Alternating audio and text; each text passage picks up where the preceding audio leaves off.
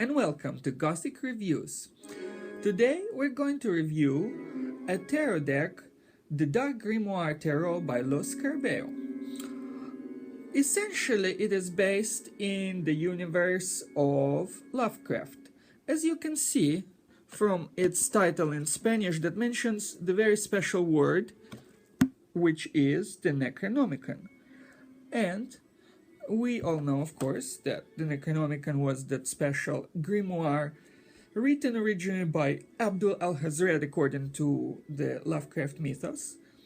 And it was supposed to contain all kinds of magical spells, and of course people don't consider it to be real because it was written in fiction, but some occultists actually believe there is a whole magical theory behind it, and it is very popular not just in horror and science fiction, but also in tarot, and so different decks come out dedicated to it. So this is one of them, the Dark Grimoire Tarot. The artist created it was Michel Blanco by the company Lo Scarabeo, and the cards are really stunning. When you look at the images, they're really beautiful. It's enough like I would imagine the different layers of hell when you think about it, so it fits my understanding of the Lovecraftian universe. And I think H.P. Lovecraft himself would be proud of all the dark illustrations. There's always, no matter where you look, the major arcana, the minor arcana, they're all beautiful. They're all dark, green foreboding tone, just like appropriate for that universe. And of course, if you read any stories at all about Cthulhu or anybody in that universe, Yog-Sothoth, you would know that the tone is always foreboding, always grim. Humanity is lost, despair, decay, darkness, destruction, and all the other good stuff.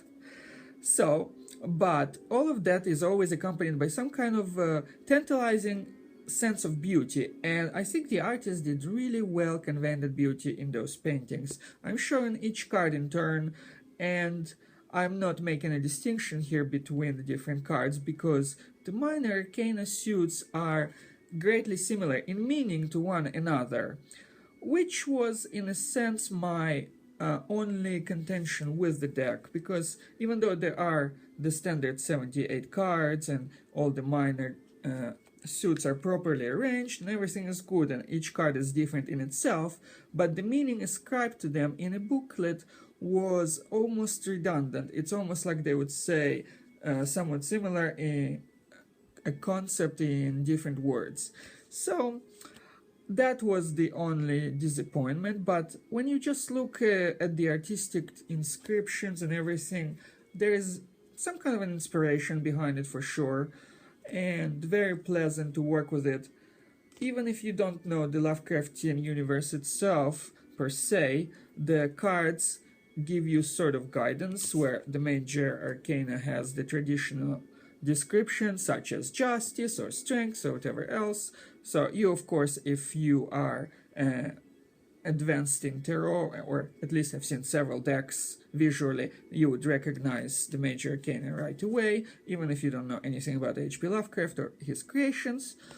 And you can see from those cards how they show different terrains. Some of them I think are depicted in Lovecraft.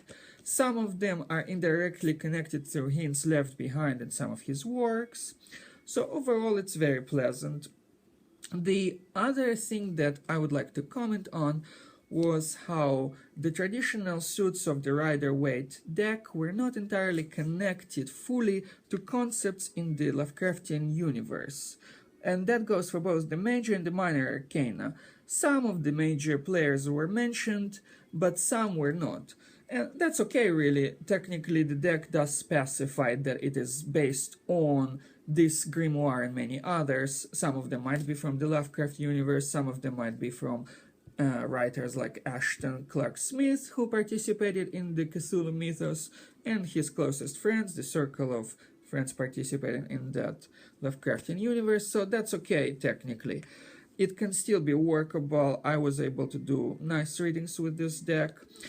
And of course, the advice for the reader, if you want to get the most, it's maybe unexpected, but maybe try to accentuate a little bit the optimistic view of things, because Lovecraftian universe is known for its darker tones, and if you are doing some kind of a reading, you would like to change it a little bit, to think creatively of how you can make it slightly better reading. So with that in mind, as you can see, this is a wonderful deck. It's very accessible price-wise, and I find lots of satisfaction just looking at it. If you want to have pleasant dreams or dark nightmares, this could be the card that would do it, or any other, because they're so grim and vivid that you are bound to remember them. So, all in all, I'm satisfied with the Dark Grimoire deck, and this has been a review of Dark Grimoire Tarot by Los Scarabeo. Thanks for watching us once again. We're Gothic Reviews. Please like, subscribe, and share us if you liked what you saw. Thank you.